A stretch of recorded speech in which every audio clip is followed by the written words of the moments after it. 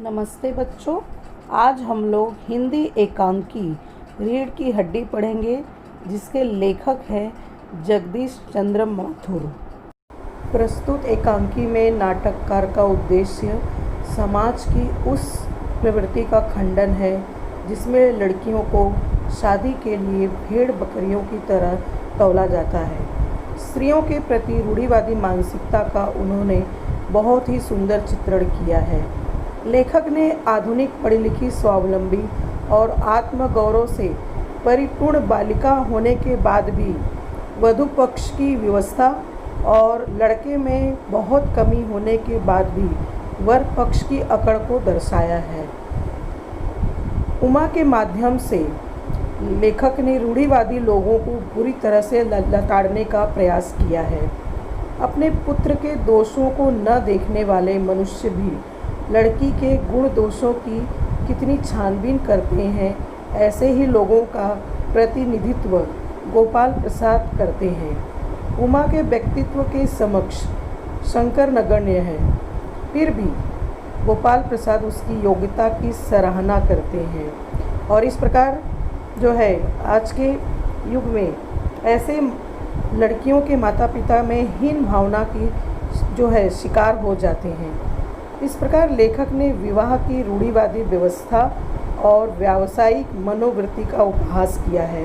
कैसे माता पिता अपने लड़कियों को बोझ समझकर, और इस प्रकार लेखक ने यहाँ पर यह बताने का प्रयास किया है कि माता पिता इस मानसिकता को अगर छोड़ दें और वह अपनी लड़कियों को बोझ न मानकर जो है अपना उत्तरदायित्व समझे, तो इस एकांकी का उद्देश्य सार्थक हो सकता है। इस एकांकी का कथानक समाज में फैली एक मिथ्या धारणा का उद्घाटन है। समाज में ऐसे अनेक पिता हैं जो अपनी पुत्री की योग्यता को छिपाकर अपना स्वार्थ सिद्ध करते हैं। राम स्वरूप ऐसे ही लोगों का प्रतिनिधित्व करते हैं। लड़के के पिता गोपाल प्रसाद लड़की को हेय समझते हैं। लड़की उमा को वह भेड़ बकरी की तरह मोल तोल करता है। उसे अपने लड़के शंकर की रीढ़ की हड्डी के टूटने का पता नहीं है। उमा द्वारा साहसपूर्ण भंडाफोड़ एक साहसिक कदम है, किंतु काल्पनिक वस्तु है। पूरे नाटक में यह एक अनुकरणीय तथ्य है। हर समाज में कुछ ऐसे लोग जरूर आगे आते हैं जो पुरानी बेड़ियों को तोड़ने की कोशिश करते हैं। समाज में महिलाओं को उचित गरिमा दिलाने हेतु कई प्रयास किए जा सकते हैं। इसमें सबसे अहम कोशिश होती है महिलाओं को शिक्षा के लिए प्रोत्साहित करना। ऐसा कहा गया है, यदि आप किसी महिला को शिक्षित करते हैं तो आप पूरे परिवार और समाज को शिक्षित करते हैं। इसके अलावा महिलाओं के प्रति पुरुषों का दृष्टिकोण बदलने की भी ज़रूरत है।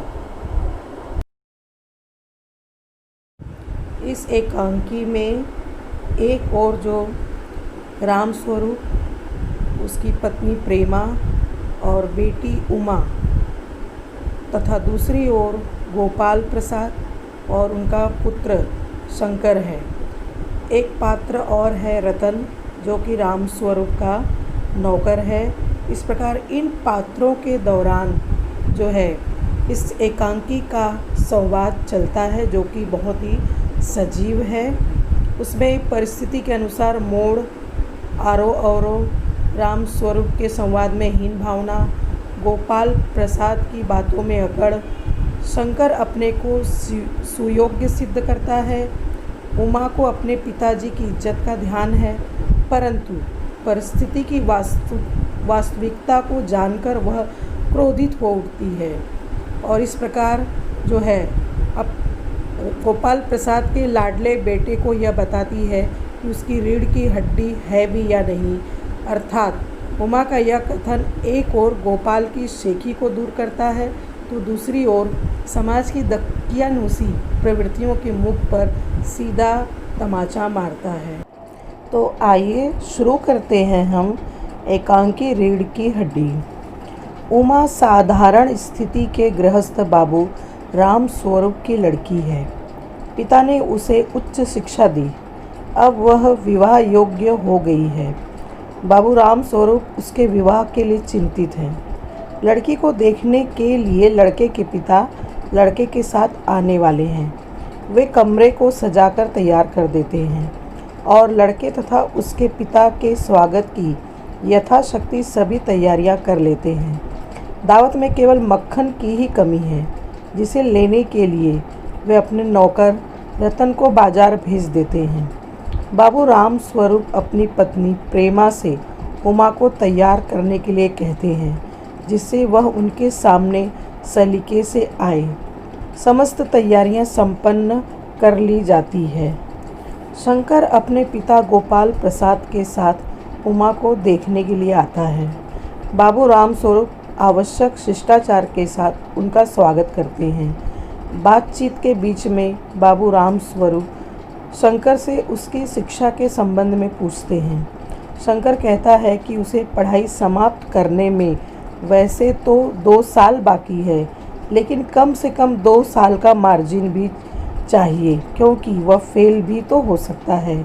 नाश्ता समाप्त करने के पश्चात बाबू गोपाल प्रसाद उमा की पढ़ाई लिखाई के बारे में बातचीत करते हुए कहते हैं कि उन्हें अधिक पढ़ी लिखी बहू नहीं चाहिए। नाश्ता समाप्त होने पर बाबू राम स्वरूप पान लेने को आवाज़ देते हैं। उमा सादे वस्त्र पहने हुए है, वह पान लेकर आती है। पिता पुत्र दोनों उसे देखते हैं। उमा की आंखों पर चश्मा देखकर दोनों चौंक उठते हैं और बाबू राम स्वरूप स्पष्ट कहते हैं कि पिछले माह में आंखें दुखने के कारण कुछ समय के लिए उमा को चश्मा लगाना पड़ा। गोपाल प्रसाद के कहने से उमा तख्त पर बैठ जाती है। गोपाल प्रसाद उससे गाने बजाने के संबंध में पूछते हैं। उमा मीरा का एक गीत गाती है। उसके पश्चात गोपाल प्रसाद उससे सिलाई कढ़ाई आदि के संबंध में भी पूछते हैं। उमा को यह सब अच्छा नहीं लगता, वह कोई उत्तर नहीं देती। उमा शंकर की पोल खोलते हुए विवाह से इनकार करती है। उमा के पिता जबान देने का आग्रह करते हैं। इस पर उमा दृढ़ता के साथ कहती है, क्या जवाब दूँ बाबूजी?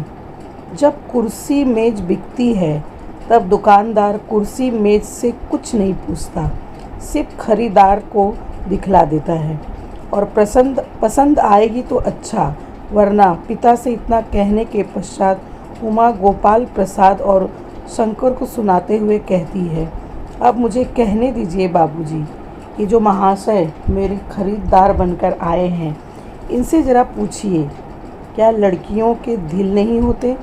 क्या उनको चोट नहीं लगती? क्या वे बेबस भेड़ बकरियां हैं जिन्हें कसाई देखभाल कर खरीदता है? बाबू गोपाल प्रसाद उमा की खरी बातों से तिलमिला उठते हैं। वे उमा के पिता से कहते हैं, क्या मुझे अपमानित करने के लिए ही बुलाया गया है? इस पर उमा और भी दृढ़ता से कहती है, इतनी देर से आप माप तोल कर रहे हैं, ज़रा अपने इस साहबजादे से पूछिए कि अभी पिछली फरवरी में लड़कियों के हॉस्टल के इर्द गिर्द क्यों घूम रहे थे और वहाँ से कैसे भगाए गए थे। गोपाल प्रसाद को यह भी पता लग जाता है कि उमा बीए पास है। वे गुस्से में उठकर खड़े हो जाते हैं और उमा के पिता से कहते हैं कि उन्हें लड़की को मैट्रिक पास बतलाकर धोखा दिया गया है। इतना कहकर वे शंकर से चलने को कहते हैं। उमा उन पर व्यंग करते हुए कहती है, जी हाँ जाइए, लेकिन अब जाकर यह पता लगाइएगा कि आपके लाडले बेटे की रीढ़ की हड्डी भी है या नहीं, यानी बैकबोन। गोपाल प्रसाद बेबसी का क्रोध लेकर चले जाते हैं। उमा की खरी खरी बातों के प्रहार से शंकर भी रुआसा सा चेहरा लेकर चल देता है। उमा शांत हो जाती है और उसके पिता धम्म से कुर्सी पर बैठ जाते हैं। उमा की हंसी जाती रहती है, उसकी सिसकियाँ बंध जाती है। इसी समय नौकर रतन मक्खन लेकर आता है और वह अंत में मक्खन लगाने आया हो। यही कथानक समाप्त होता है। इस प्रकार इस एकांकी के माध्यम से दहेज आदि कुप्रथाओं के कारण समाज में लड़कियों का विवाह एक समस्या बनी हुई है। लड़कियों के माता पिता लड़कियों को भार समझते हैं। लड़के वालों का दिमाग ढूंढे नहीं मिलता। लड़का चाहे कितने दुर्गुणों से युक्त क्यों न हो, किंतु लड़की उसे बहुत ही संस्कारी और गुणी चाहिए। प्रस्तुत एकांकी में एकांकीकार ने इसी समस्या को पल्लवित किया है। आशा करती हूँ कि आपको यह नाटक ज़रूर समझ में आया होगा। धन्यवाद।